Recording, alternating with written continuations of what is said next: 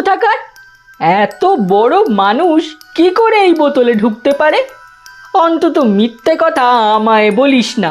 আমায় খেতে চাস তো খেয়ে নে, আমি মানি না যে তুই এই বোতল থেকে বেরিয়েছিস। মিথ্যুক কোথাকার! এই বুড়ো, আগে তুই ভদ্রভাবে কথা বল। আমি 900 বছর পুরনো দৈত্য, আমায় তুই তুই করে কথা বলছিস?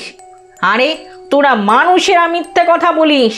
আমরা উঁচু বংশের দৈত্য, বুঝলি? উঁচু বংশের।